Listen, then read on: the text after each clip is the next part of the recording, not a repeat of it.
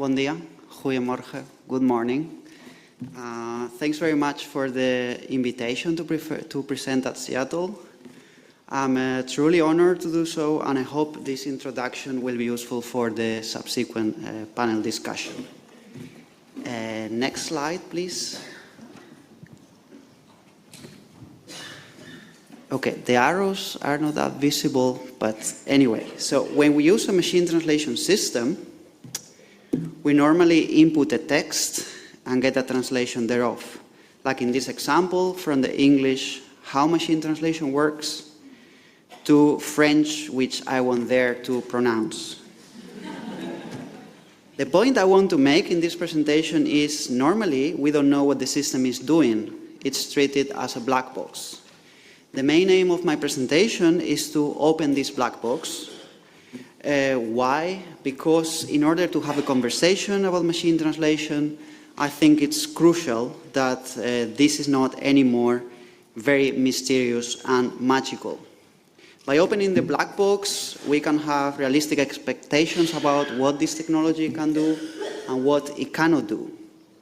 We can envisage opportunities and envisage risks as well. Next slide, please. All right, this is a table of contents. The presentation has four parts. In parts 1 and 2, I aim to give an overview of the key elements of the state-of-the-art methods in machine translation. First, I will talk about neural machine translation, NMT, where, in my view, the key concept is quality. Next, I will talk about large language models, also referred to as generative AI, where the key concept, in my view, is flexibility. After that, in section 3, I would like to talk briefly about post-editing, since this is the most common way in which translators interact with machine translation. Finally, I would like to say a few words about potential uses of technology for inspiration. Next slide, please. Okay, so let's start with neural machine translation. Next slide.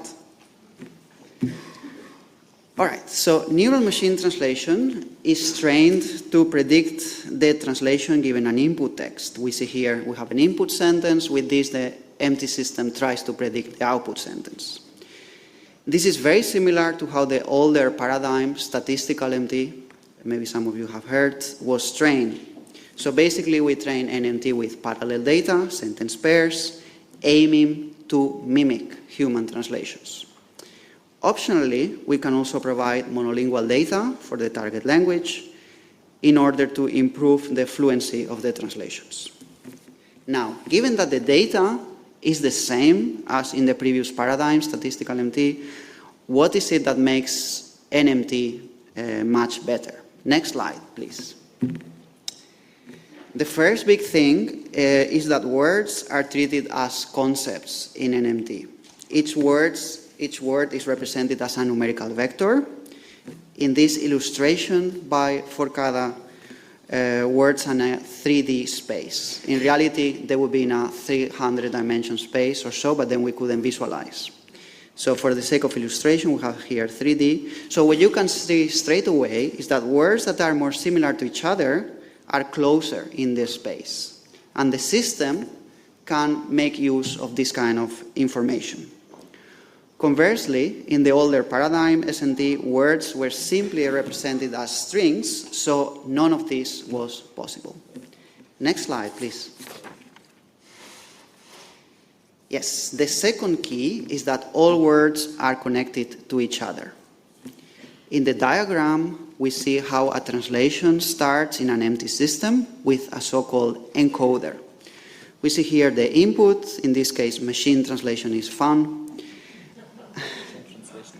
And next, the input word embedding, where each word gets this numerical vector, right? So the first thing is we go to these numerical vectors that we call concepts. Maybe it's a bit of a stretch. Yes, further in layer 1, encoder layer 1, we see that all words get connected to each other. For example, the representation of the words change to be a contextual representation that reflects which words are around each other. For example, for translation, maybe you can see that the arrow coming from machine is stronger than the arrow coming from the word is. Now, this contextual connection of words can be done in a number of layers, and hence the name deep learning. So the system learns different representations of the words in context. And this is how NNT system encodes the input text. Subsequently, there is another component that it will actually produce the translation, the decoder. Next slide, please. Yes, and here we see how the system produces a translation, word by word, in this case, into Italian. Again, we go through layers, now in the decoder, word embedding, decoder layer 1, decoder layer 2, and there could be more. The system at this point has just generated the first word of the translation, la. Now we go through these layers, and the key thing is that in each layer of the decoder, the system has access to the previous words that it has produced. We see the blue arrows connecting to la, because that's the only word produced so far, and has also access to all the words in the source text. These are the orange-brown arrows. Therefore, when producing a word in the translation, the system can look at all the previous words it has produced, and also all the words in the source text. Next slide, please. Okay, so what did the advent of NMT mean in practice? Let's see an example comparing to the older paradigm, SMT. Next slide, please. This is an example from the demo of one of the first NMT systems back in 2014, 10 years ago. The sentence, the Budapest prosecutor's office has initiated an investigation on the accident. It's translated into German, and again, I won't dare to pronounce it. The challenge here for machine translation is that the verb gets translated into two words, and there's a long distance between them. Now, for human translation, this is super easy, but for SMT, this was a nightmare, because the previous paradigm could only work with very local context. But in this early NMT demo, this works pretty well. Next slide, please. Now, these images I add now illustrate the feeling we had in the MT research community at the time.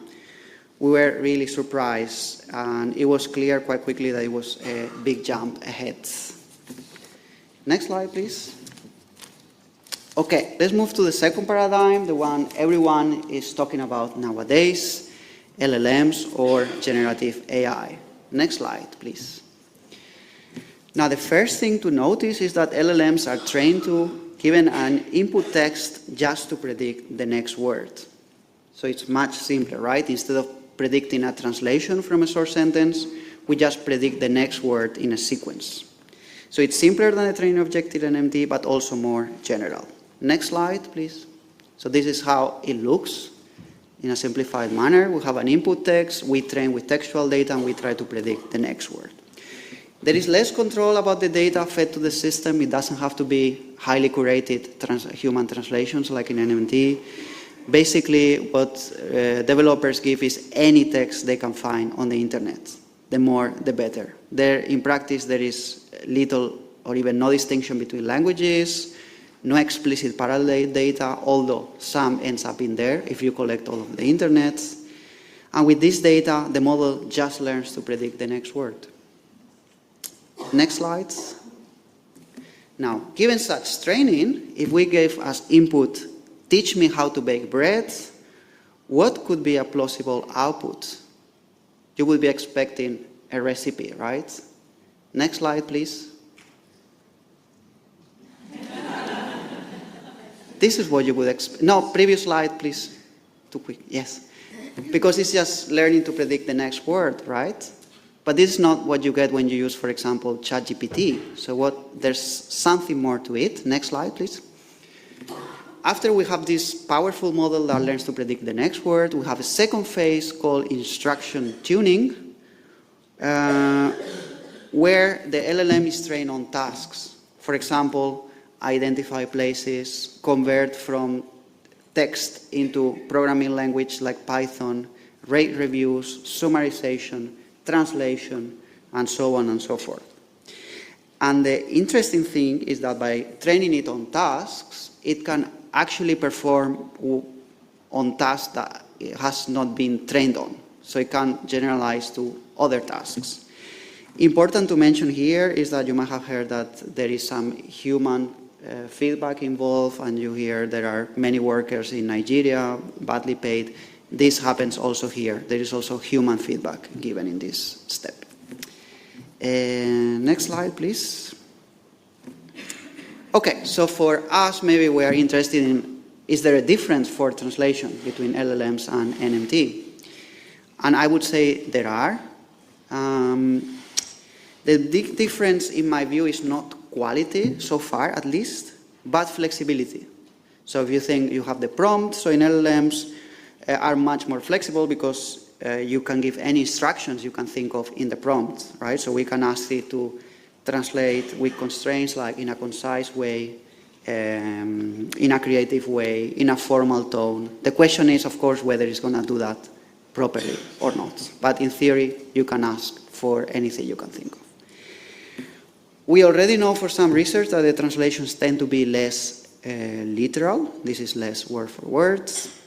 And an LLM specialized on translation tasks called Tower seems to be the current state of the art. And this is the top ranked system at the annual competition in machine translation. So it's a combination of an LLM and an NMT, we could say, some kind of a hybrid model. Yes, next slide, please. Okay. I would like also to talk shortly about post-editing. I think this is important because it's the most common way by far in which translators work with machine translation, and there is a lot of talk about it. So next slide. I think you'll be happy with this. So there are recent studies comparing translations with and without post-editing, mostly for literary translation. And we have evidence for these things, like translation with post-editing tends to be less creative. They have lower lexical variety and more interference from the source language, so they tend to be more syntactic calques. The translator's voice is partially lost, and in interviews we had with literary translators, they perceive post-editing to be less enjoyable, and also they feel demoted when post-editing. Next slide, please. However, in terms of error, post-editing has been shown in translation studies literature to lead to a comparable amount of translation errors or even lower. And I think this is because post-editing tends to lead to more consistent translations. So in a domain such as, say, technical translation, it might maybe pay off to have a translation that is more consistent, even if, for example, it has less lexical variety. Next slide, please. Yes, and this is the last part. So I would like to conclude talking briefly about potential uses of technology for inspiration. Next slide, please. So I'll talk first about two examples. The first one is by Worsdale, a literary translator that wrote a book about the use of technology to support distant reading when translating a novel. So mostly it's about corpus tools. So by using corpus tools, Worsdale could complement his close reading skills. So he could use corpus tools to measure stylistic features such as sentence length, repetitions, and so on. And in his view, this led to better informed translations. Next slide, please. The second example by Kolb and Miller is a tool, PunCat, to assist with the translation of puns. The aim is to allow the translator to explore possibilities to translate puns, to foster brainstorming. To this end, the tool would automatically translate each possible sense of the pun and then allow the user to explore semantic fields of these translations using WordNet, which is a multilingual semantic network. Next slide, please. So given this, we might wonder, what about machine translation? Could this be used somehow for inspiration in literary translation? So we have seen that post-editing is actually problematic in this regard, but next slide, please. We also see statements such as this one by a professional literary translator in a recent experiment we conducted. So it says, the machine translation proposal gave me an adjective I wouldn't have thought of. The problem when you translate is that you have lots of words in your head, but you don't know how to reach them. So in this regard, it could be that machine translation could play a role in this, it seems. Next slide, please. Yes, and this is a recent paper by Farrell, where we see he conducted a survey, and in that he observed that 86% of translators that use machine translation use it for inspiration. And a quote I found interesting there was, I translate passages or sentences myself, and afterwards I use the machine translation on the source text to see what it comes up with. I might adjust my translation on that basis, or indeed I might completely ignore the machine translation suggestion. The empty never takes the lead, but can sometimes be useful as a supplement. And with this quote, next slide please, I conclude. So thank you, and if you're interested in the slides, you have there the URL.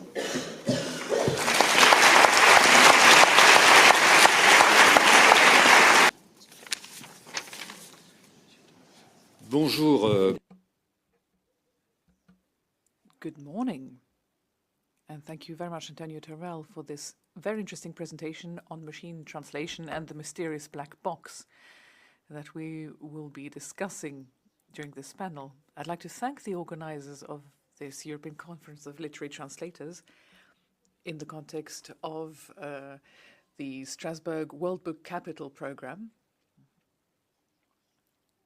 When I received this proposal to moderate this panel on literary translation and artificial intelligence, whether or not it is a good idea, I thought back to what I read as a child, and I felt very nostalgic. It was a Roald Dahl story, which you may know, The Great Automatic Dramatizer, where the author imagines a machine that writes books. I mean, this is a text from the 1950s. It is fiction, of course, and its author could have thought up a machine that does automated translations. Now, this was prophetic at the time. Sometimes a scientific approach is reassuring. Take the Morave paradox. This was a researcher in artificial intelligence, and according to him, the most difficult thing in robotics is what is usually easiest for humans. For instance, very complex thinking can be reproduced by artificial intelligence, but normal human motivations and emotions cannot be translated by the machine. And beyond these technical considerations, a roundtable on AI and literary translation is maybe there to dissolve fears and concerns by giving concrete answers. And maybe this panel could be a toolbox, not against AI, but tackling what is at stake in the relationship between AI and literary translation. This is about seeing where we are at the various stages of the book chain at European level, because we will have the viewpoint of researchers, publishers, writers, translators from various countries in 3 languages: French, German, and English. And I think it's very important in view of the topic. In this interprofessional context, we'll also try to outline the legal, ethical, economical, and cultural issues related to this field. And I would like to ask our speakers to come and join us. Antonio, you can come back.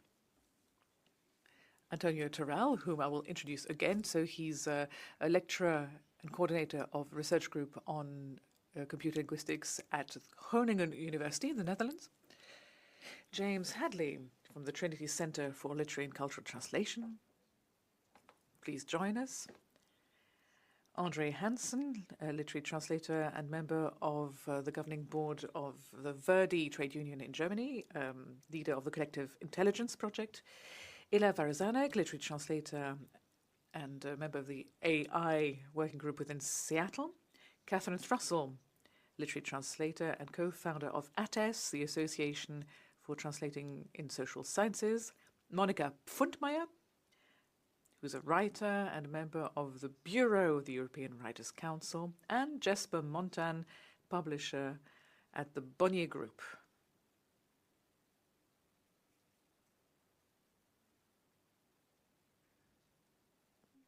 Is everybody there?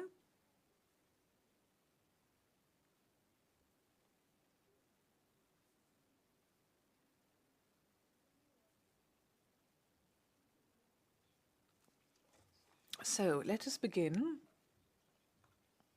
by having a tour de table. Everybody is going to give us their point of view on the matter, and then we will come back to Antonio's presentation. And let us begin with James Hadley. So James, I will introduce your work in greater detail. James, you are currently a professor in literary translation at Trinity College Dublin, also director of the Master of Philosophy at the Centre of Literary and Cultural Translation. Your research is quite diverse. You focus on the practice of translation in rare cultural contexts, in the Far East, for instance. You study the theory of indirect translation, and you work on computer-assisted literary translation, specifically optimizing emerging technologies for the use of practitioners. And you also look at integrating digital humanities and empirical research in traductology, strengthening the scientific rigor of this type of approach. James, you have the floor. Can you hear me? Okay. I thought it would be interesting to say things that don't necessarily accord with what everyone thinks. So we'll see where we go. So also, many of the things that I say I know are not particularly new. So I'm going to say them. So the book-based literary translation industry. So I don't draw a necessary clean line between literary translation, which is in the form of novels and poems published in books, and other forms of creative translation. I don't know that there is a strict line that we can actually draw there. So, but specifically talking about the book-based literary translation industry, it functions differently from many other kinds of translation industries, especially in its workflows. So in many respects, these workflows are opposite from what you might see in technical translation, where a client might have... Get closer to the mic, please. Closer. Sorry. So, where a client might have a text which they'd like to see translated, or they might want access to some kind of information that's inside a text, and then they commission the translation. But inside literary translation, it's often the opposite way around. Maybe the translator suggests a text that they'd like to translate, or maybe a publisher says, we want to translate this text, or maybe even a funder says, we would like to see this text translated, so please do it. And then that means that the commissioning of new translations isn't necessarily based on a market need in the same way as it would be if you're doing technical translation, where you'd identify a specific need for the text and then you'd produce the text. And then in many cases, the funding to enable literary translation work to take place is provided by some kind of authority, rather than by the market itself. So if you think about translating maybe a computer game, it's the people who buy the game who are paying effectively for that translation work to happen. Whereas in the book publishing industry, it's not only the sales of the books which are sold, but it can also be a grant or some other external funding which makes the whole thing possible. So that means that literary translation can become a means to exert soft power by authorities that may have agendas, who knows. And this additional funding, it's worth stopping to think about why this additional funding is necessary in the first place. And it's because, if you think about it, to produce a published translation, you have basically all the actors and all the people involved and all the processes that you would have for a non-translated book, but the book already exists in non-translated form. So you effectively double the work, but people are unlikely to want to go into a bookstore and then pay double for a book which is translated compared to the one that is not translated. So you kind of need subsidy in order to make literary translations viable as products. But that also means that countries and languages and peoples that are not backed by grant-making or grant-awarding authorities are at a disadvantage when it comes to having their work translated. And as we know, we've already heard several times that there's a language hierarchy where a small number of languages, starting with English, get translated most. And then there's also issues to do with rates, and like people tend towards the languages which are translated most often, and then there's competition between them, and then rates are affected. So even when financial support is available, it generally needs to be applied for, and that has an administrative burden for publishers.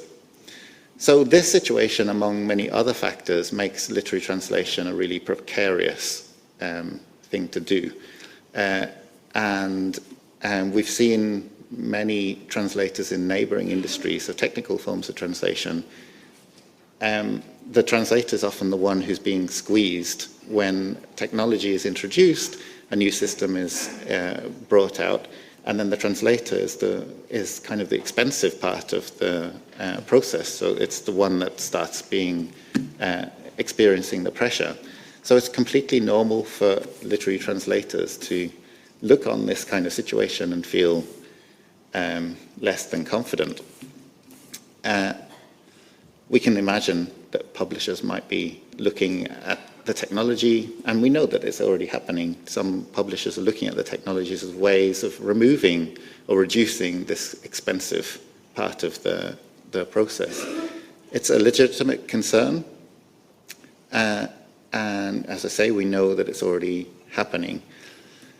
We've heard a lot, or especially today, we've heard about post-editing in the process and its effects on job satisfaction, the people involved, and the nature of the work, the final work. And there are also issues to do with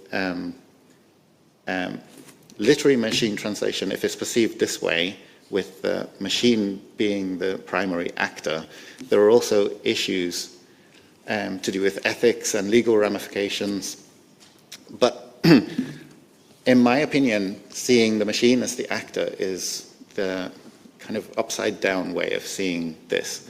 So literary machine translation tends to see the machine as the translator and then the human as the corrector, the post-editor.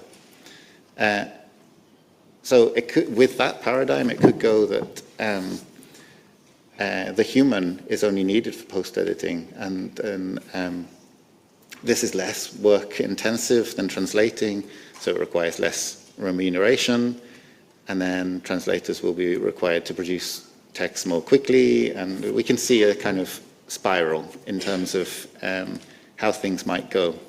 On the side of readers, that could also be impactful. Quality is a difficult thing to measure in literary translation, and a lot of it is influenced by perception on that part of readers. So it could be that if readers in general perceive literary translation as something which is done in a kind of haphazard way or by machines largely, it could be that the already weak position of literary translation is undermined. On the other hand, as Antonio has already said, if we reverse the perspective and focus on CALT, so that's C-A-L-T, computer-assisted literary translation, where the human remains at the center of the activity, and then the machine is used to assist and support what the human's doing, we have, in my opinion, a completely different picture.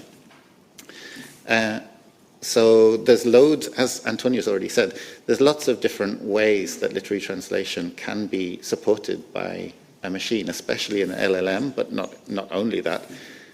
So this it covers stylistic choices, word choices. We can ask an LLM to give us 20 different translations or 20 different possible ways of rendering one sentence, whereas with NMT, neuro-machine translation, in most systems, you get what you're given, like you have one, and that's it. So we could use it for checking stylistic, terminological, grammatical consistency, quickly identifying alternative interpretations of given passages, explaining unusual terms in phrases in specific cultural contexts, creating and recreating stylistic effects, and shifting the positionality of translations for specific target audiences. But the vast majority of these advantages and their potential impacts are not based around efficiency. Like if we start to think about literary translation in terms of the same paradigm that we think about technical text, then I think we're asking the wrong question, because the time scales are completely different most often.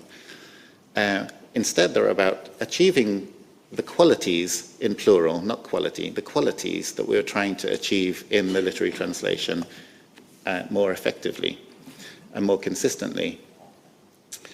So these are just some of the things associated with CALT that we might achieve, but largely unknown or unresearched or unexplored inside the literary translation industry, which has tended to perceive technology as either irrelevant or bad or both. So, but the advance of the technology, as we've seen, it doesn't depend on us liking it. So whether we want the machine translation to develop or not, it most likely will. So in my opinion, if literary translation practitioners collectively check out of the advance, if they say, okay, no, we want nothing to do with this, then there's a risk of them encouraging a perception of them being not only more expensive, the most expensive links in the literary translation chain, but also intransigent. And if you're intransigent, then people are less likely to want to work with you. So it could be that publishers decide, like unintentionally, the translators encourage the publishers to do things that we don't want them to do. So the issue is pressing, and in my opinion, in order to achieve the outcome that's as conducive as possible to human beings being integral to the literary translation industry, it's necessary to equip the next generation of translators with the skills to harness the power of emerging technologies to avoid them being made useful to an altogether less sustainable model. That's my possibly unpopular opinion. Thank you.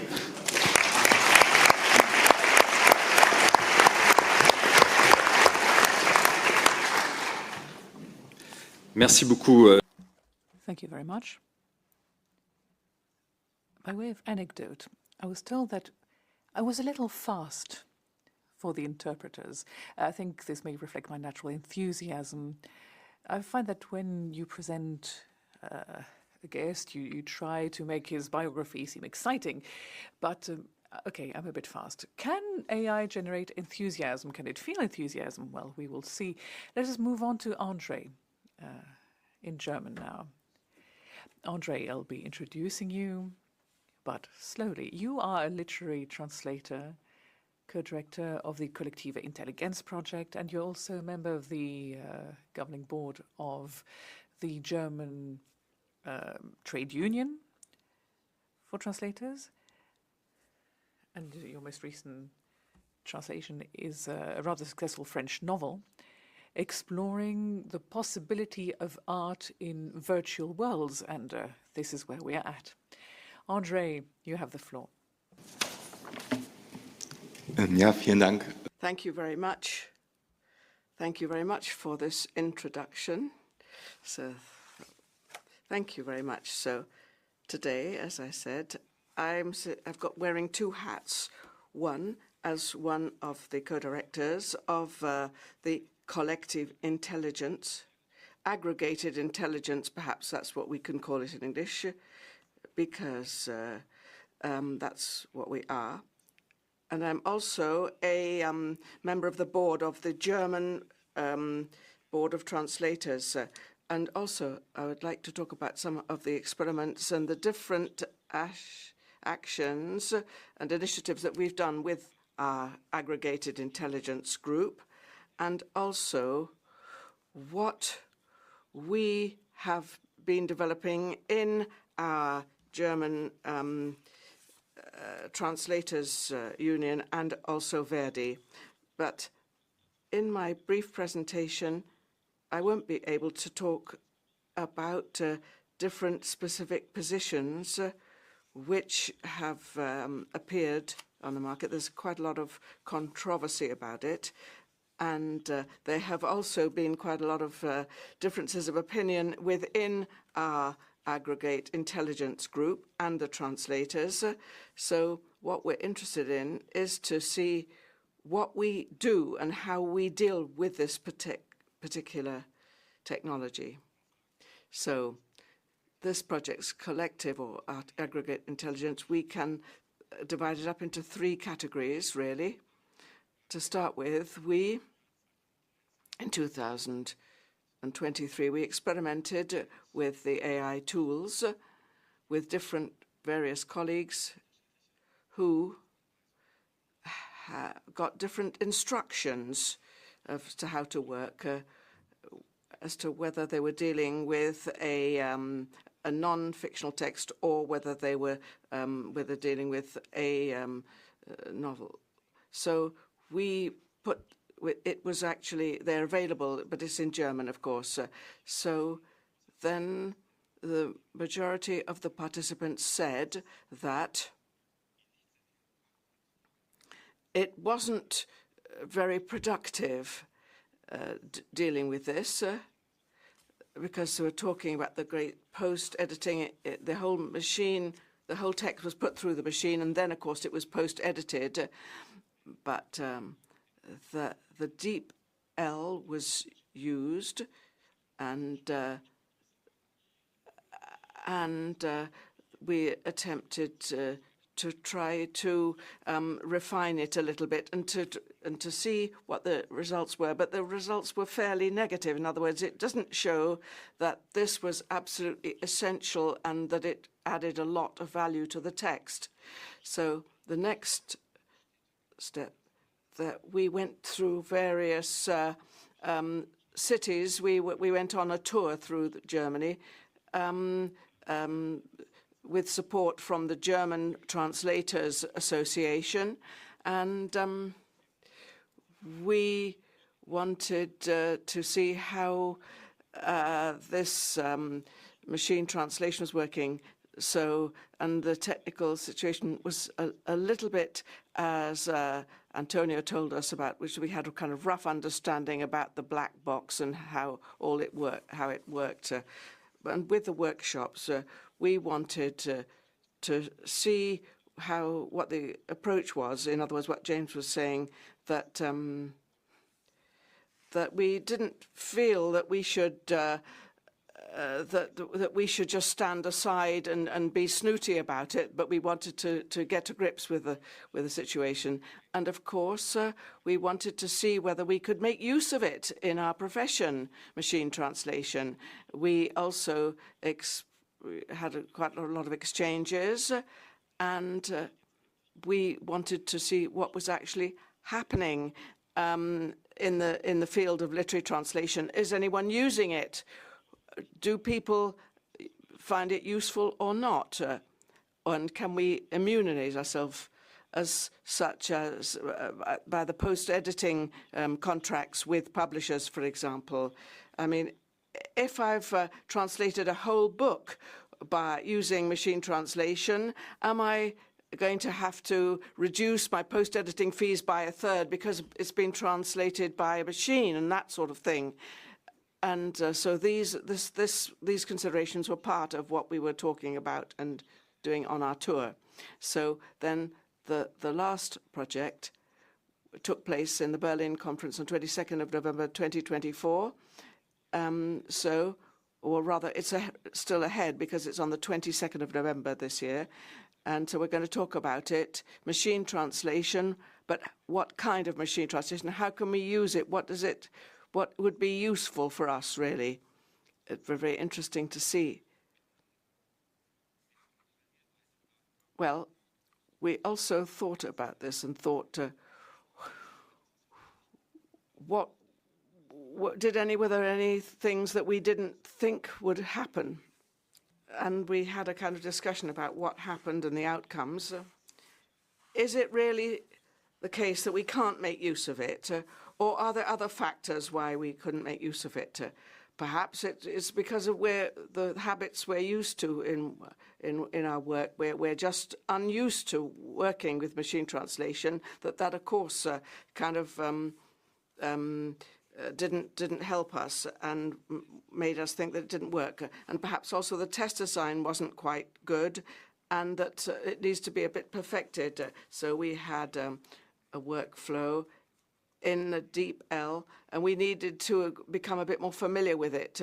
And then perhaps we needed to have a bit of feedback to make sure that we were starting a bit further down the line. So we wanted to see if anything had been distorted in our assessment of the usefulness or otherwise. So then we looked at testing workflows, and so this is the standard post-editing. There was a workshop where we translate an Italian text into German, and we looked at the changes that were made within 10 minutes in this brief extract. Then we tried to align the empty output in a CAT tool,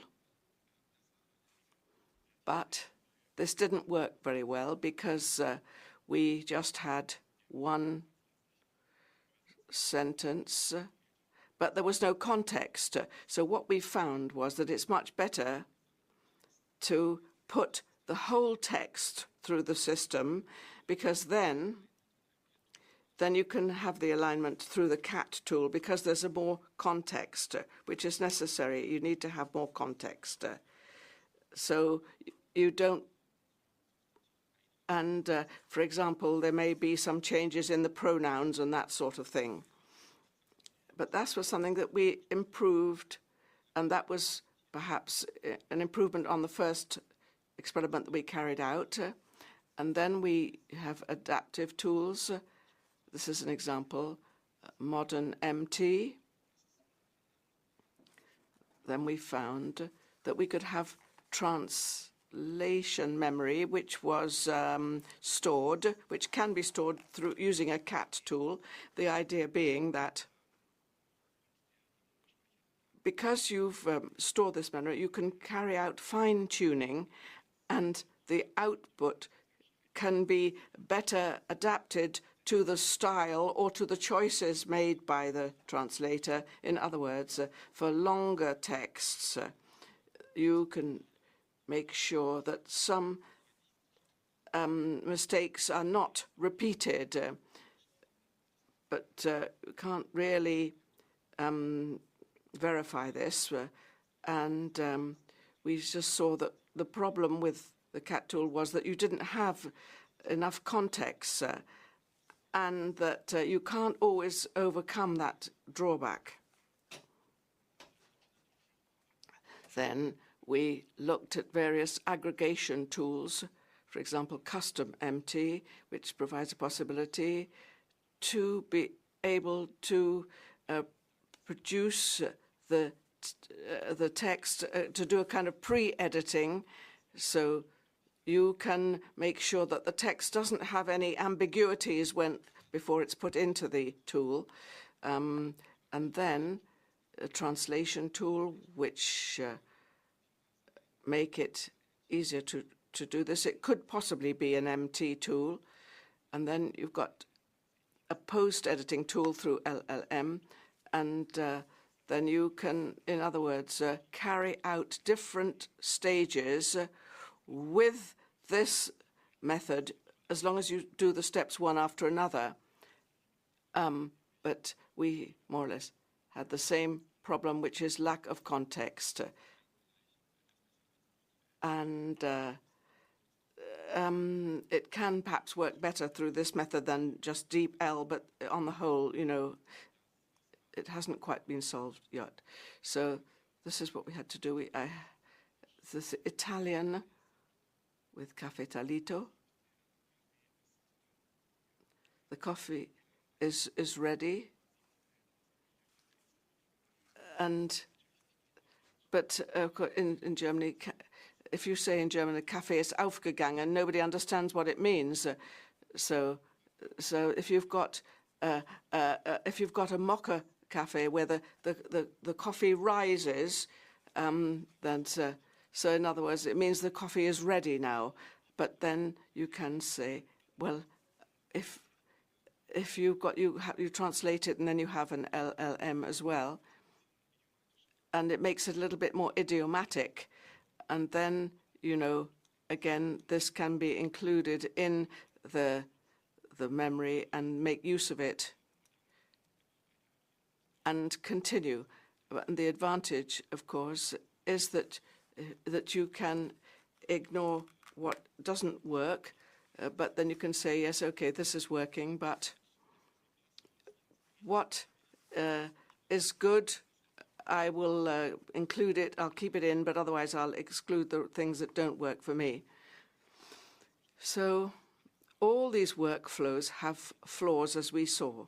If we want, you know, there's nothing is perfect, of course, but some are very practical for specific issues, and then it can be very useful, I think, to get to know it, to get to know the tool, experiment with it, and see what works and what doesn't work against the context of the fact that you will be able perhaps sometimes to improve quality, but the disadvantages,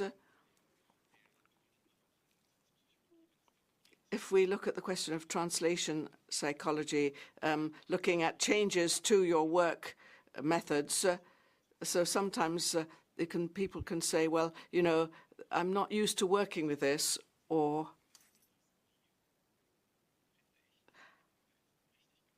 how can I make sure that my work is improved?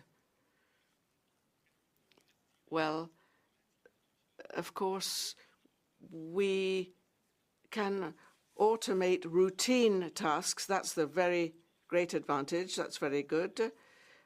And we haven't necessarily proved that this is always the case, but we can, in fact, say that if we have got a long in translating career ahead of us, we can be able to automate some of the more boring or repetitive parts of it, which is a great advantage.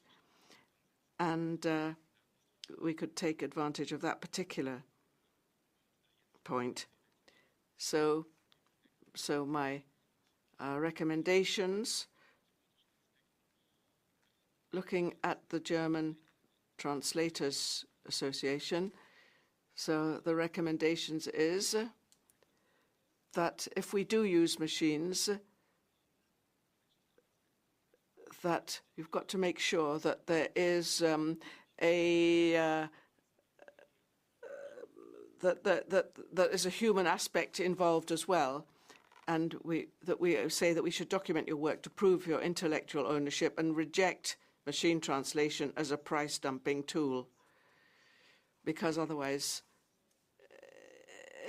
we must to avoid a situation where MTPE is used as a price dumping tool in order to pay people less.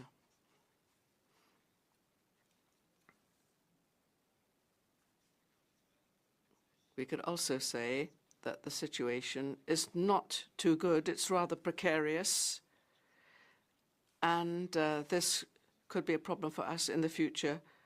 But I think we need to, as I say, avoid price dumping. But we suggest that you document the different stages of your work because we have seen cases where publishers have said, well, this was translated by a machine, so I'm not going to be paying you, or I'll cut your fee.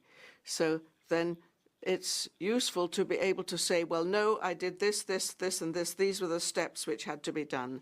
So that is why we have suggested that you make sure that you document it as you go along.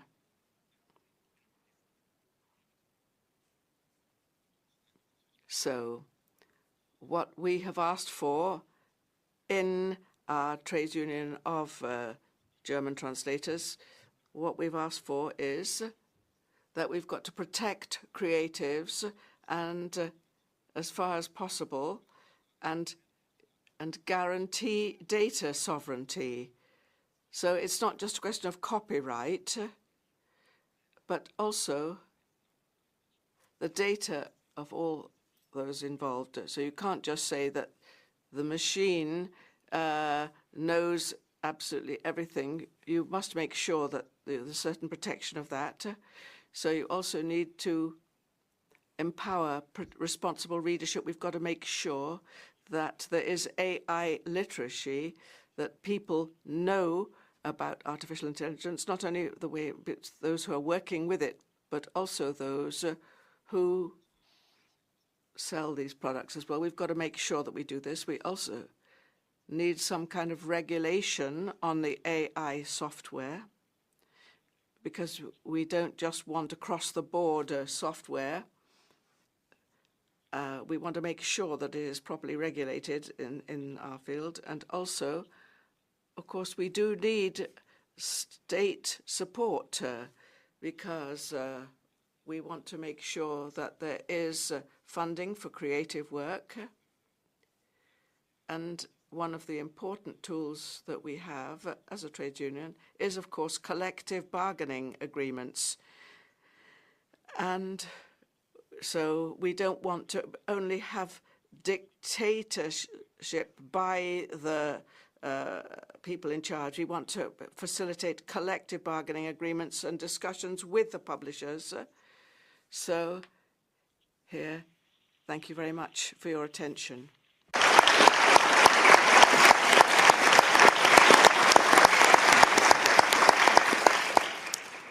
Merci. Thank you so much. Vielen Dank. I won't look at my coffee machine in the same way ever again. Moving on to Ela. Ela, you have a master's in Spanish language and literature and comparative literature. You've been in Mexico, in Madrid. You've become acquainted with various variants of the Spanish language, and you also translate Spanish and English. You've translated 30 books, mostly novels of South American writers. I shan't mention them all, including contemporary classics like Manuel Vilas and Carlos Suisse Zafón. You've also translated a dozen short stories. You've cooperated with magazines and festivals like the European Short Story Festival. You are a member of the Croatian Translators Association. I give you the floor. Hi. I already been properly introduced, so we can go on the next slide. I would just say that my name is Ela Varošanec Krsnik, quite hard to pronounce to French speakers. So I'm also, and this is important here, a member of the board of Croatian Literary Translator Association, and I'm its delegate to CEATL, where I participate in the work of AI task force and also authors' right group. So this is kind of parts of my credentials. So obviously you can see from that I'm not an academic or a tech expert, but I would say I know a few things about literary translation. I've been doing it for quite some time. So my perspective in this panel is going to be more practical, based on my own experience and experience of my colleagues, some of which are supported by scientific research. We already heard Antonio Toral about it. And also a good starting point for that was our wonderful counterpoint, issue 10, which was dedicated to AI in literary translation. I would absolutely encourage you to take your example when you're going out. So next slide, please. In this panel discussion, I would be guided by CEATL's AI statement and 3 core principles, which are no one left behind, no language left behind, and no book left behind. So nobody's going to be left behind, as you can see. CEATL is with you. No one left behind. This is our very important principle, where we believe that relationship between AI technology and literary translation should be that of ART. We borrowed that from our colleagues from European Writers' Council, or ART, which is authorization, remuneration, and transparency. In this context, we demand legal protection and stay united with our colleagues in this endeavors. Let's just not use the word fight. The second one is no language left behind. We know machines are not translators. They generate textual material, empowering language, and written culture as well. Therefore, we strongly believe and advocate that every language and every book should have human translator. Our third core principle is no book left behind, where we explain that literary translators translate text embedded in their cultural, historical, social, and all other context with empathy and emotion, and as we heard yesterday from Gospodinov. I would again say believe, but no, we know that machines cannot do that. To translate in this context, you need creativity. And literary translation is a creative act. And creativity is deeply human. We have a colleague who suggested to put that in Constitution, our right for creativity. I strongly agree with that as well. So we cannot be replaced by machines in that context. I would also like to emphasize here that our demands make no distinction between genre, target audiences, languages, or translators, because we hear a lot about, well, maybe this genre could be maybe children literature, maybe young adult. No, we believe that every book deserves a human translator. Also, with all this, our key points, let's go back to the main question. So, is AI in literary translation a useful tool or a false friend? I'll try to answer that from our point of view. First, a bit of disclaimer. This panel could give you impression that literary translators are against technology, that we are afraid of it. Or some might say that we are like old men shouting at the moon. We are already passé. I wouldn't agree with that. Lots of our colleagues do use technology on a daily basis, myself included. But we are advocating for its reasonable, sustainable, and responsible, sustainable, and fair use. That is very important for us. Our concerns lie primarily with AI's technology, wide, mostly uncontrolled impact on our profession and society as a whole. So, as André Hansen, an expert in translation studies and computer science, said in his article in Counterpoint, the problem is not so much the tool itself, but its imposition on us as professionals and its use for purely economic gains. We as literary translators, unfortunately, cannot focus just on potential usefulness because we have to make a living. So that's why broader context and also already existing practices are something we have to think about. So next slide, please. There are some perceived benefits of AI technology, like we'll work faster, we'll be more accurate, it could give us creative support, we could use AI models like dictionaries, etc. While I'm not delve in each one of those because of time frame, and we already hear something about it, I have to say that some of my colleagues, or most of my colleagues, remain skeptical if that is really beneficial for literary translation. And lots of scientific research supports us. Next slide, please. In our survey conducted by CEATL Working Conditions Working Group on October 2023, we found out that 54% of nearly 1,500 respondents report using AI translation tools by their own goodwill, and just less than 200 found it useful, which is around 10%. I think that's quite a small number. But then again, next slide, please. Even if the benefits were real, and even if they were greater, they absolutely wouldn't, in my belief, outweigh the issues we are already facing. And these issues I categorized in 3 areas per CEATL AI statement: legal, professional, and humanistic. I'll try to explain them briefly. We'll start with legal challenges, which we face both on the input, which is to say the data used for training AI models, and on output, which is to say post-editing and copyright in that sense. Currently, with our friends in AI Alliance, with EWC included, we are fighting for training data regulations with EU Parliament, and we invite each and one of you here and in your homes to join our efforts, because it's very important. We are on a crucial point, I believe. Because data input regulation is very important. Why? So let me explain briefly. Large language models require vast amount of data to train. And when I say vast amount of data, Gregor Strojny in his article for Counterpoint mentions that OpenAI's ChatGPT first version required 4.6 gigabyte. Second version, 40 gigabyte. Third version, 570 gigabytes, but from 45 terabytes of raw data. I mean, it's kind of when somebody says that he has $10 billion, and I'm like, that doesn't mean anything to me because it's such a big number.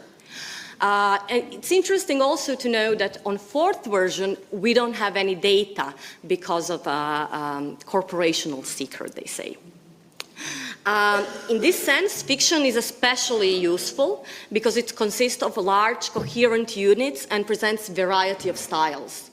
That's why after Rampage on internet, Facebook posts, etc., next battlefield is fiction, and books in general, because they're very useful for training.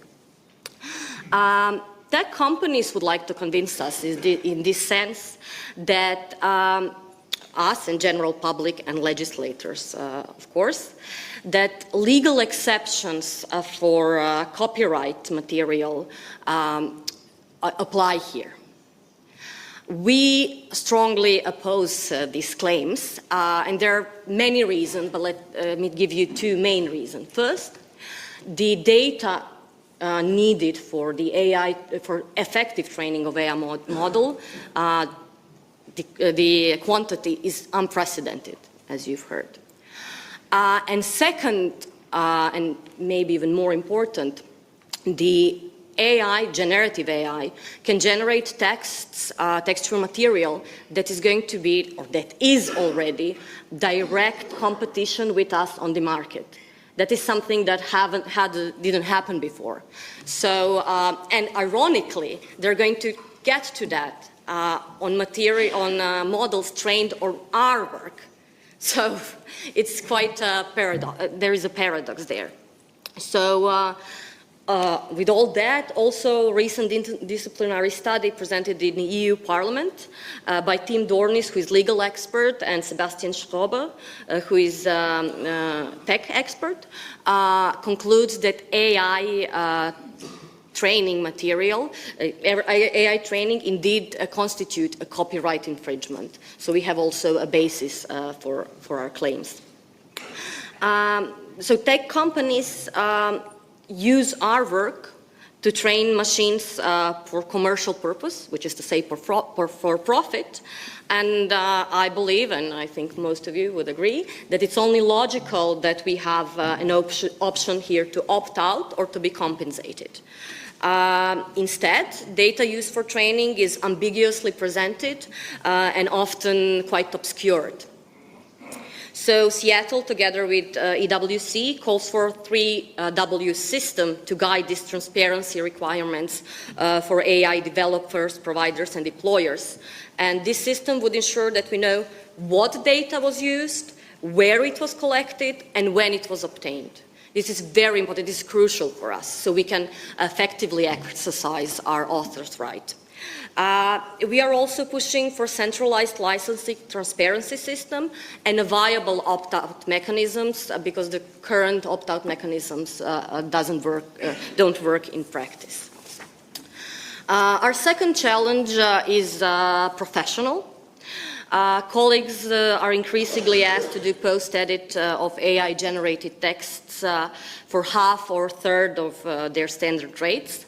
We have interesting and brave example from Germany, where our colleague Janine Maltz was asked to do translation of Dutch trilogy for €5 per page. With post-editing, sorry, not translation, post-editing for €5 per page without a translator's name being mentioned afterwards. She made a very public thing from it, so we thank her for that. So normal rate in Germany, just to give you a picture, is around 17 or 18 euros, if I got that correctly. And also they're a country that have royalties. So she would lose not just in the process of translation or post-editing, but later on she would be without her copyright and couldn't get the royalties. This is a great example of translator being able to refuse to do post-edit. But the problem is, for most of us, our colleagues, we heard lots about precariat, that we cannot afford to turn down work. So what happens in practice is that a publisher tells you, and I've heard lots of colleagues talking about that, well, if you won't do it, I'll find somebody else will. Case in point is, for example, Harper & Collins president, who a few days ago in his interview for Vanguardia said that they're already using, that is one of the biggest publishing groups in the world, using AI for their second-class works, whatever that's supposed to mean, and they're planning to continue to do so on a bigger scale. So that's obviously a big financial blow for translators, which are already a sector with low fees. But on the other hand, it also undermines our professional integrity, quality, and value of literature as a whole. Next slide, please. The thing is that with post-editing also, that it's more time-consuming and exhausting. A lot of research and also experiences from our colleagues are showing that. And most of translators would rather choose to do standard translation than to work on a generated text. There are different problems there.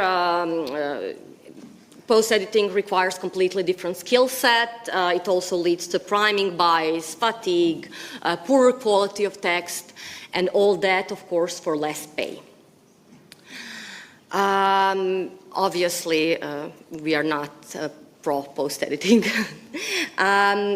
Our third challenge that we are facing are linguistic and language one, and this is something that refers to society as a whole, although the first two I would say also. I mean, AI leads, we believe, and there's some proof of that, to impoverishing of language, which is our main tool. Now, when I say impoverishing of language, destruction of language as such seems a bit abstract, so let me illustrate a bit. I believe that using AI for literary translation is like demolishing Notre Dame to make a state-of-art next generation building, or to burn Rembrandt or Picasso to replace it with the art print from AliExpress. That is what AI in literary translation do to text. AI-generated translation, we see, presents simplified language, and also it's simplified on a syntactic level. Because AI, as its core, we heard a bit about it from Toral, is glorified word predictor. I'm saying it, obviously, simplifying things a bit. So solutions that are coming from AI models are solutions based on statistical word usage, which obviously is disaster in literary translation, but it also means that if post-editing becomes norm, less used words could disappear. So let's take example of two people slept together. Let's say that's a neutral form.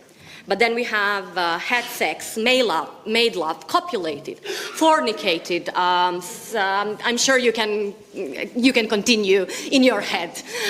We are in a European Parliament after all.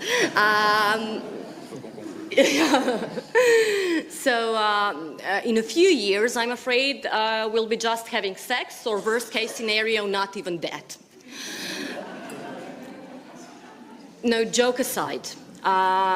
The most worrisome effect of use of the technology shows that AI technology colleagues report is obscuring their own sense of language.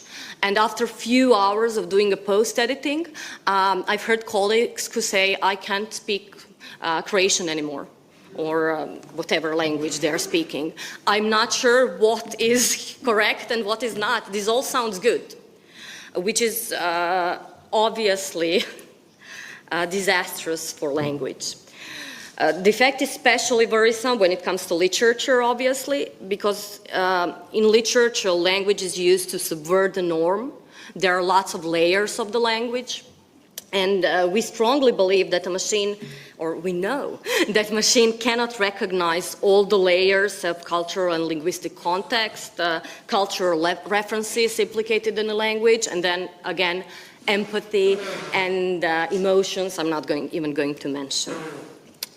So with using them for the literary translation, I'm afraid that we are losing the core value of literature. So information might be still there, but everything that makes the information art is gone. And also, that is especially worrisome when we know, as Jürgen Boss mentioned yesterday, that some publishers think that AI is especially useful to translate young adult literature or children literature. And I think we really have to ask ourselves here if we want to raise the next generation of readers on a text, on the books, deprived of emotion and empathy, with simplified language, and then also what is actually the value of these books? Are they worth the paper they're printed on? I'm not sure. So to summarize, while AI might, and I believe that's still a big if, be of use to us, I'm not sure if that is what we want or indeed need. What we do know is that AI is already infringing on our rights as authors, threatening our incomes and professional standing, and negatively impacting the language. So to the main question, is AI our friend? Well, with a friends like that, who needs enemies?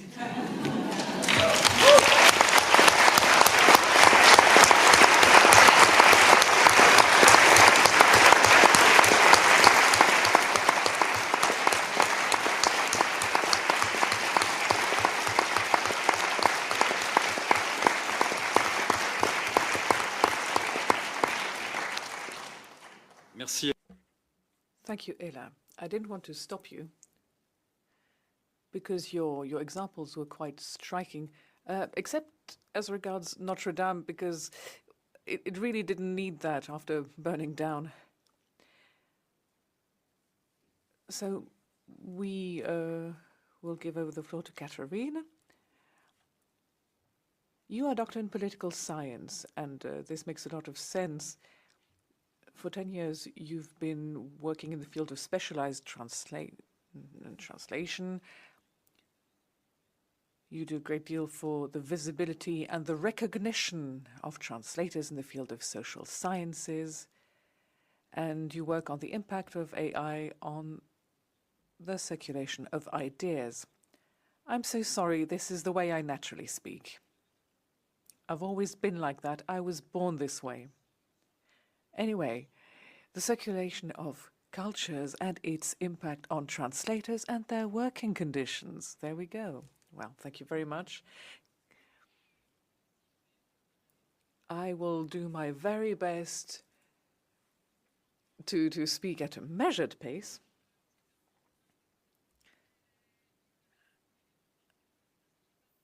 So thank you for your kind introduction. I will not be adding anything, and I will be focusing on a very specific aspect of literary translation because I work in the field of social sciences. And I think that in order to understand how AI is perceived, how the risk of AI is perceived in this field, it's interesting and useful to look at what is specific to this field and to open up the black box of a specialized translation in the field of social sciences, because there are some specific skills related to certain types of translation, certain fields, and I wanted to highlight that here. When we talk about translation in the field of social sciences, we're talking about the translation of original research, academic texts, empirical or theoretical. So this could be classics from well-known authors, or more often nowadays, research texts, academic texts. And the academics are very demanding in terms of their careers. For instance, they have to publish in English. So one of the aspects of academic translation is outbound translation into English. Very often these texts are published as books, but also published in journals as articles. They're destined for peer review. And you must understand that translators working in this very specialized field are drawn to this because they view it as intellectual work. It's intellectually rewarding. It's analytical.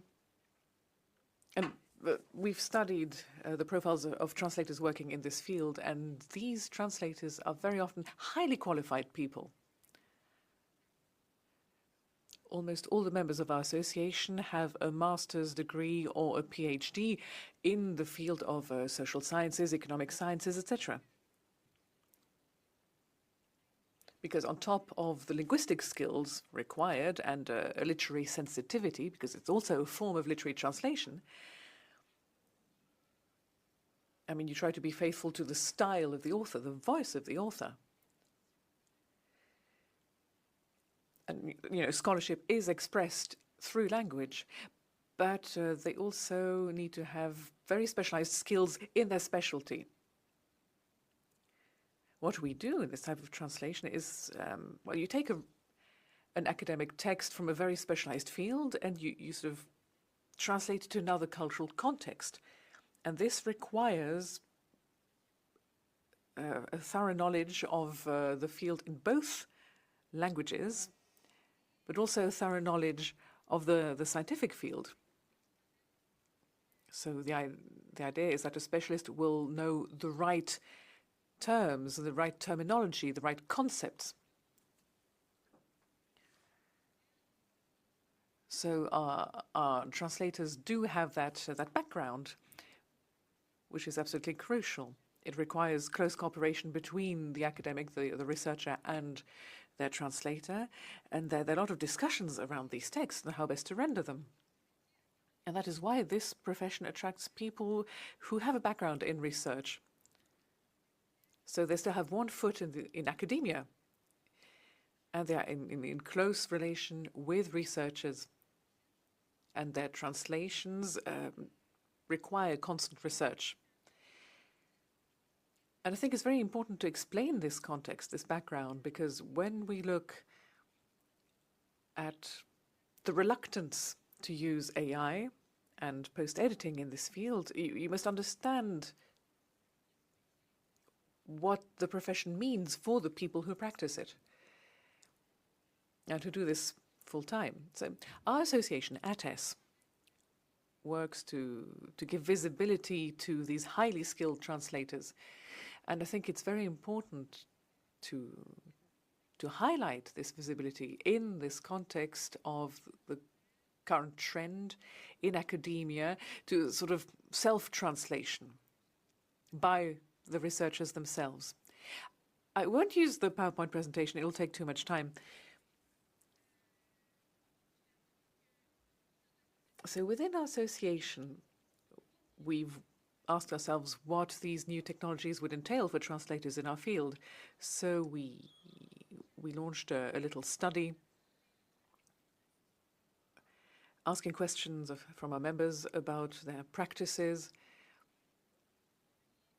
We've asked members of our association and others who work in the field of social sciences. I shan't go into the results in detail, but it's very interesting to listen to colleagues because we find widespread responses, widespread attitudes. For instance, 50% of responders say they don't use this technology at all, or that they tried it once and they never wanted to use it again, which does raise questions. And the 50% who did occasionally use it say, when you ask more closely, they say they use it to do very punctual research. Maybe if they're stuck on one word or one expression, it's basically an improved thesaurus. It's a glorified thesaurus. And people who use that to translate a whole text and then post-edit it, that's really a minority use. That's maybe less than 1%. So a very selective use of this technology and very critical use, because when we look at the attitudes expressed by the responders, we see that 56% of responders say this completely changes the nature of the work. It reduces creativity. I mean, I'm not telling you anything new. We are all aware of this. It has been very clearly said before. And they don't agree that it makes them more productive or makes their work quicker. Not at all. And in order to answer the question about data training the software, 75% of responders would refuse, on principle, their own translations being used to train the machine. They would not agree to their work being used to train an AI. And here I would add something and come back to what James Hadley was saying. This inversion of positions where the machine is viewed as the translator and the human as the post-editor. The thing is, the power relations in this field is so uneven that very often the translators do not know that their data is being used. And this happened to me to find out afterwards that a book I had translated was used to translate into German. So I didn't sign a contract, and I wasn't even informed. So, of course, we can say, yes, you should refuse, yes, you should change the power relations, but in reality, you have to be able to do so. You have to be given an opportunity to do so. And in the face of this trend, our responders, well, we asked them the question about their career development, and 35% said that they would consider changing careers. because this was no longer sustainable. And I think this is very crucial that we take this into account. This echoes everything we've heard about the importance of intellectual property,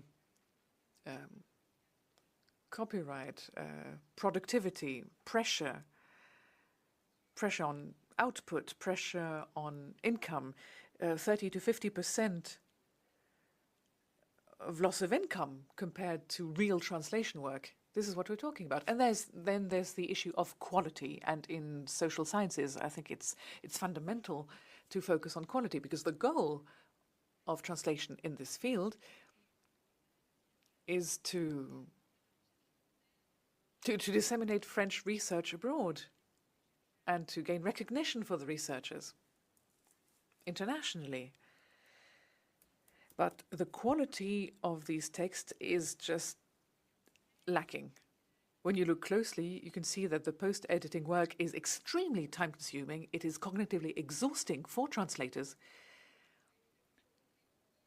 And of course, we can talk about biases and all the issues due to the fact that the first draft was not made by a human. I mean, think about the heuristics. You think as you write. And if you take away the first draft from the human translator, you deprive them of something very important in the process of thinking about translating. And when we talk about standardization of thought, and to quote my colleague here, it seems to me all the more paradoxical in the context of translating research, because what we do is we support difference. We deconstruct categories of thought which are naturalized in a given language, and the act of translating will highlight those differences. Very often I work with academics who tell me that the process of translating has led me to view my research differently, from a different angle. It gave me a new perspective, and therefore it seems to me very problematic when we're dealing with a tool that tend towards the opposite, towards standardization of language and the normalization of certain categories, which will become usual. And this is highly problematic in research. But yet another problem that we're faced with in this field is that the fact that this profession attracts people who are highly qualified and who do this because they are passionate about research and social sciences, and by the intellectual process, the intellectual labor required. Once you exert pressure on remuneration, on the workload, and that you get rid of the intellectual gratification of the work, well, these people are going to want to do something else. And here we're talking about technological process, which is inevitable and unstoppable of these tools. But I really wonder, today, the results of post-editing in the field of research are adequate because it's being corrected by very highly qualified humans. What will happen with these texts, with the international reputation of French research, when these people are no longer there to do the post-editing? I mean, not only as regards form, but also as regards content. It's like when you're here there to spot the hallucinations, the mistakes generated by ChatGPT. You have to be able to identify them. And for that, you have to be able to already know the answer to the question. You have to know the content. You have to be acquainted with it. So this really raises questions about the training of translators in the future. And the results in the middle to long term of this brain drain, which is going to happen. Right, we'll have to wind up. Our association works to give visibility to translators in this field. and to draw attention to the specific qualities that are necessary in this profession, the necessary skills. Thank you.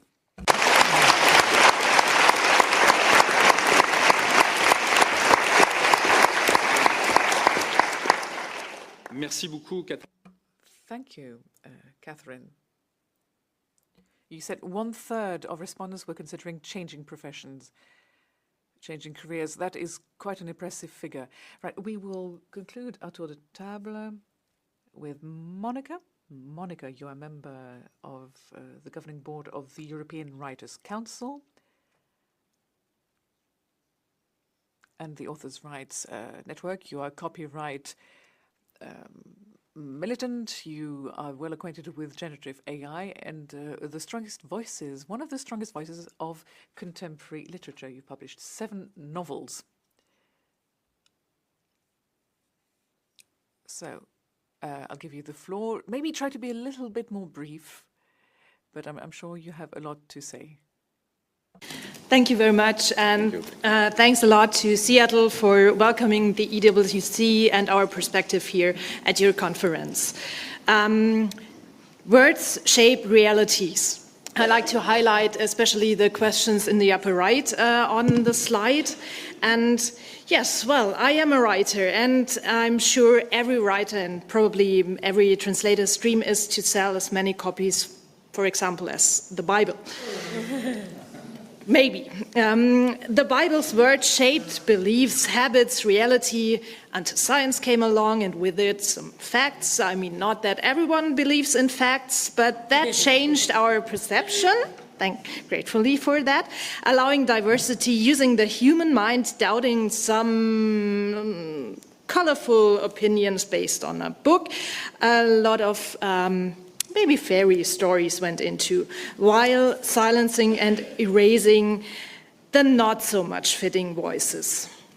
The Bible's narratives shaped our world. After that, the tale of fair, or was it fairy capitalism, and now AI, the new god. We know AI devoured stories, texts, art, also hate. AI is able to reproduce whatever in a speed no human is able to compare with. One problem, AI multiplies hate and lies and influences our world extremely fast, and at the very moment not for the better, and very threatening for the creative sector. Another problem, human work and art is used without consent from the originators, which means, just in case it's not clear, I want to be absolutely clear about this, our work is stolen. The ones who work to create something don't get paid, even if it's writing or translating, at least not enough, and the ones who steal earn the profits. Well, you could say, so what? The world is not fair. It never was. Okay. Also, no one seems to be responsible, as the machine has done the deed. But let me point this out. We are responsible for using the machine, for using it mindlessly and greedy. We will pay the price on the long run. History is proof. Slide 2, please. Next slide. I'm here as a member of the European Writers' Council. The EWC, I am pretty sure you can read all this on the slide, defends the position of literature and stands up for our rights, not only as writers, also for the translators. We are present, for example, in the Parliament, approach politics with our demands and cooperate with other cultural organizations, file statements, fighting for fair remuneration, for something like the art principle Ela already referred to, and also about, for example, public lending and bringing in some suggestions for the AI Act, which are at least regarded, and we hope we can do more on that. We recently worked and published an AI toolkit, next slide please, with recommendations how to handle AI. oh yeah, sorry, once again a slide, and using it. You can all find this on our website. I will also trust you can read this and I have not to do it for you. So why do we do this? To show a way how it can be better, to make a better happen. I'm sure AI can be helpful if we regulate it and use it careful as a tool and not letting ourselves be abused. AI could provide us with more time to convey a text even more precisely or figuring out the consequences of what we want to push into the world. As writers or translators. I don't see AI asking questions like a human does. I don't see empathize as a human does. Why should any machine take interest in this? There is no motivation for a machine to do so. Motivation is a human thing. So, as we are responsible for what happens, let me ask you this. What is our motivation for humanity and personally with AI? Using our skill as human means to train our skills, getting better instead of dequalifying ourselves, getting brain drain, like Catherine mentioned.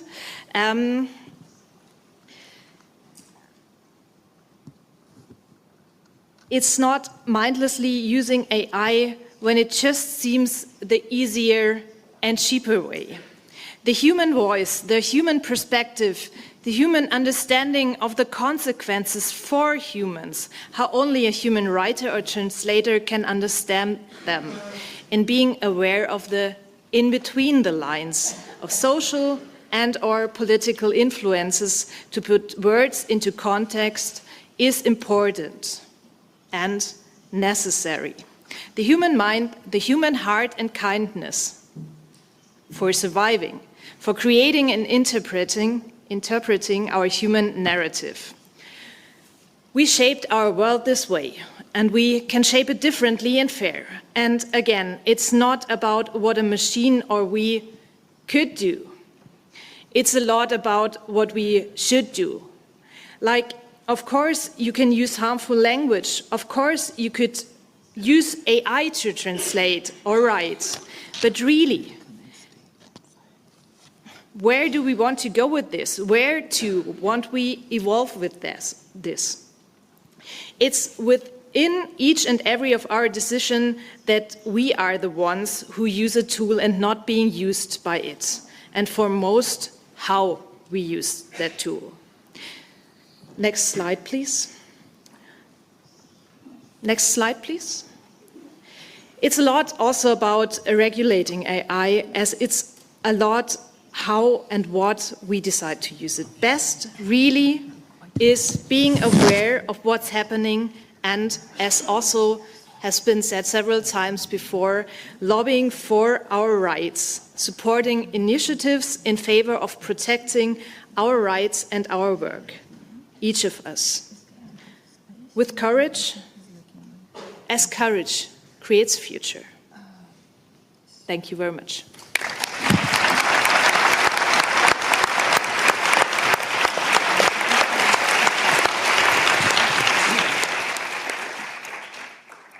Et on va terminer avec Jesper. Alors Jesper, quand nous avons échangé au sujet de... We'll end now with Jesper. We've had a lot of exchanges now. I'd like to give you the floor. I'd like to hear your reaction to everything has said. So you've been working in publishing for the last 25 years.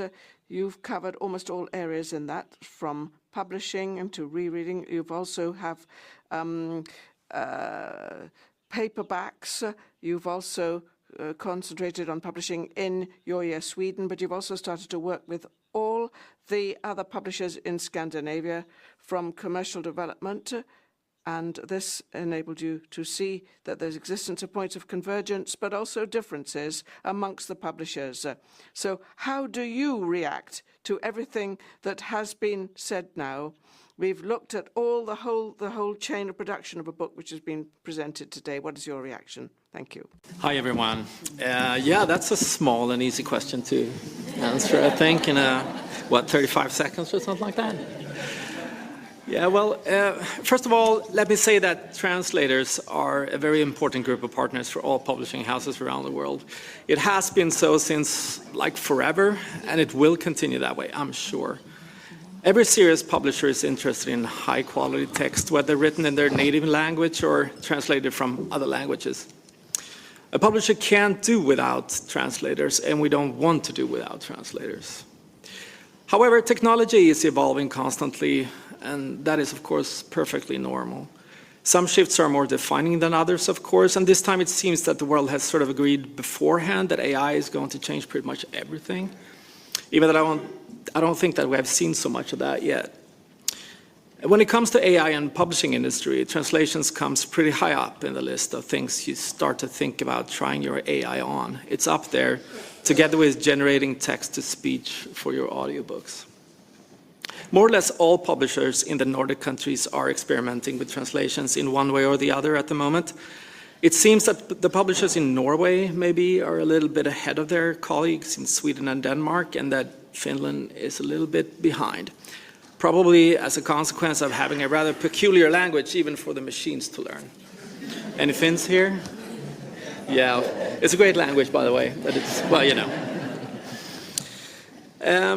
All agree that it's not yet at the level where you can really rely on the machines. The experiments are mainly done on not so complicated non-fiction texts. The results are okay, but they need to be washed and edited before you can publish them. And I know that you know everything about this, probably much more than I do. On literary text, the result is far from working still, but the evolution here is, of course, very fast at the moment, and everyone thinks that it's just a matter of time before you start considering even that. So even if the technology is only partly ready for use for our Nordic languages, and therefore, if not a false friend, perhaps a not so reliable friend, you can already see that this is going to be a useful tool for publishing going forward, and already at this point it offers an increased efficiency. However, this doesn't mean that the machines will replace the translators, even when the machines increase in precision. We're still going to need translators to work with the text in order for them to be good enough for publishing, especially the more complex literary ones. But the collaboration between publishers and translators now has the possibility to be faster and more cost-efficient compared to today, with maintained quality.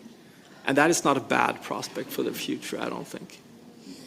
The trend for translated literature, and especially translated non-fiction, is down for the 4th or maybe 5th year in a row now, and sales of non-translated literature, mainly English, is up in the Nordics, soon reaching or close to 20% market share in some countries. And perhaps faster publishing at a lower price point can alleviate that situation.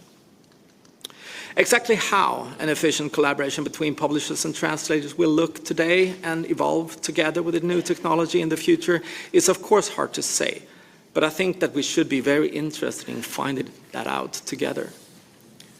So to sum up, the technology is only partly ready for use in our languages today, but we can already see that it's going to increase efficiency in a meaningful way.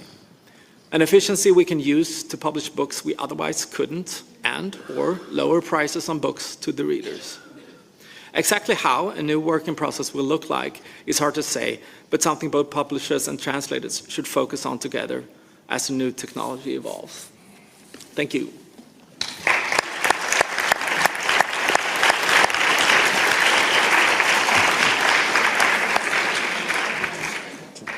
Merci beaucoup. Alors, Thank you very much. Now, as you saw, we really have covered the whole area from A to Z, but have we answered the central question, coming back to the basic question, which is it a tool, a useful tool, or is it a false friend? perhaps can you be synthetic in your answers? In other words, not be quite brief, please.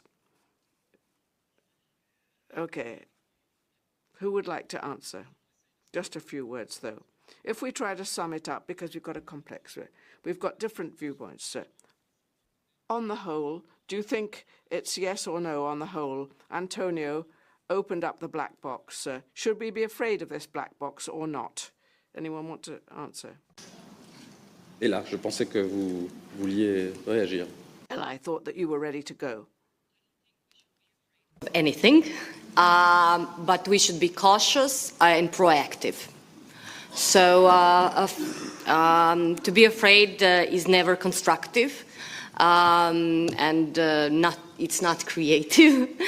But we absolutely do have to keep working on everything I was saying about protection of our copyright, also working with publishers to maybe to bring our point and to find the middle ground that would be more literature-friendly, good quality literature-friendly than we are hearing at the moment.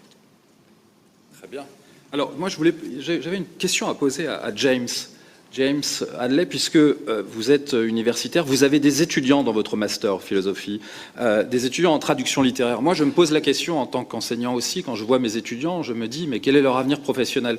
Qu'est-ce que vous répondez pour se tourner vers l'avenir à vos étudiants qui se posent des questions? On a vu les chiffres, le sondage, 1/3 des enquêtés qui nous disent « je veux changer de métier ».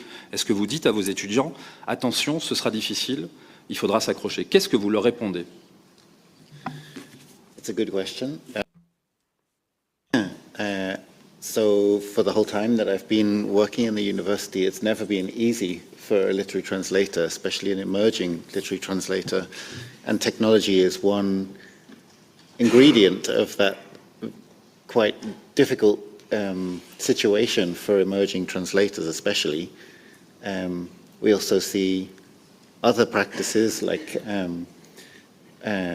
publishers refusing to sign up emerging literary translators on the basis that they don't already have a long history. So I've never made it seem, I think it would be completely unethical for me to make it seem like it's going to be a bed of roses going into literary translation. But at the same time, developing these skills is not, it's not like these skills are not transferable to other things. So I've always taken the view that training in literary translation is useful in its own right. But I don't have a pessimistic view of the future when it comes to the use of technology and literary translation. I think we've existed, the industry has existed in this way. I mean, the actual practice of doing literary translation is not a million miles away from how it was 100 years ago now. And there are not very many industries like that. So I don't think change is necessarily bad. As we've heard already, it's kind of what we make of it that's important, in my opinion. Merci beaucoup. Alors, on a d'autres secteurs. Thank you. We've got other sectors in the book chain which are quite impacted by AI, and that is the audiobooks. Today, audiobooks and the stakeholders and the actors who read them, all this voice industry is directly confronted by artificial intelligence. Are there some good practices? Are there any bridges to be established between a sector which is very heavily threatened by this? Because I think as far as audiobooks are concerned, we've got quite legitimate fears. And there is a certain intention to create solidarity. Do you think that there's possibility of setting up some kind of solidarity with literary translators? Would anyone like to wrap up on this, on voice books and audiobooks? You touched on them. Well, talking about audiobooks, well, all I can say is that the software is available not only for the publishers. Some people also set up their own businesses in that. So that there has to be a certain auditorial added value behind it. And it's got to be looked at properly. And if I were to raise this question with regard to efficiency and cost savings, then I think that it doesn't work for literary translation, which in fact is based on idealism and working a lot, because if there's a lot of post-editing is swept aside. You can't, people have got to be really working in the dark and almost doing a lot of unpaid work for this whole thing to be functional, to be operational. You're being a bit rough, your conclusion, that if there is, it is some kind of conclusion. In other words, you've got to be working through idealism and put in a lot of unpaid labor for this to be successful. Well, I think we need to start, we don't want to get too far behind for our break, but I'd really like to thank you very warmly for this and for the studies and your investigations and surveys. So I'd like to refer you to the various surveys and various information available on the different sites. A lot of information to digest. But again, coming to your final conclusion, which means that there's a lot of work, unpaid work behind it all. So thank you all very much indeed.